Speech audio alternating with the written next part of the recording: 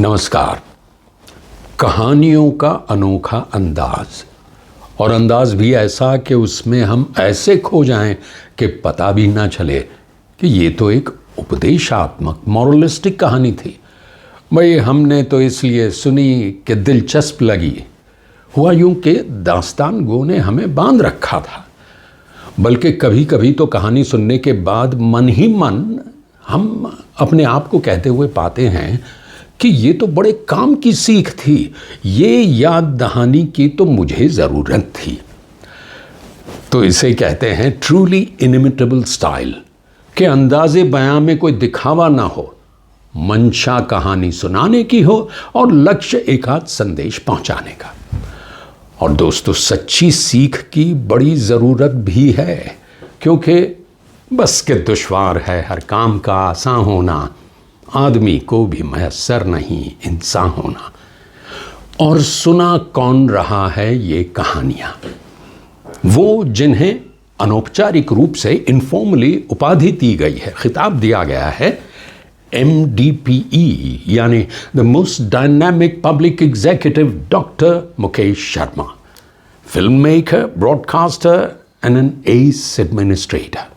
मुकेश शर्मा जी, आपकी ऊर्जा और बहुत सारी कहानियों के लिए अनेकानेक धन्यवाद। नमस्कार। Now enjoy the story.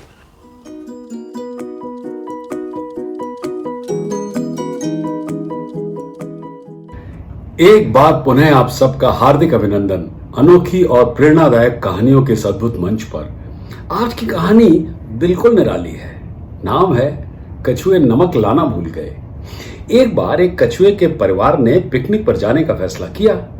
वे कई दिनों से सोच रहे थे इसके बारे में।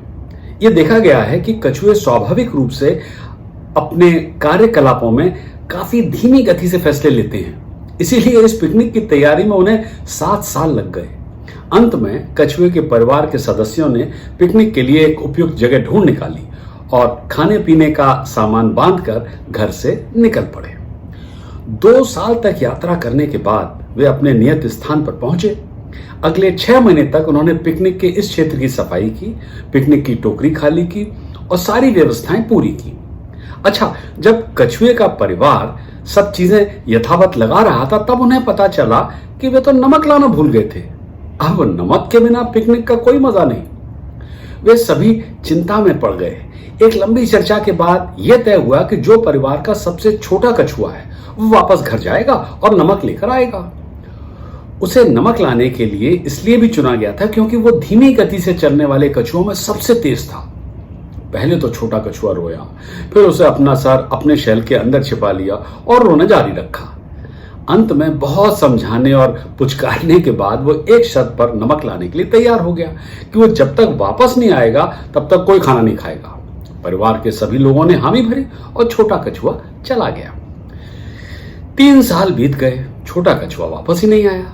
फिर 5 साल बीत गए, 6 साल और अब तो 7वां साल भी लग गया था, मगर छोटे कछुए का कोई आता पता नहीं था।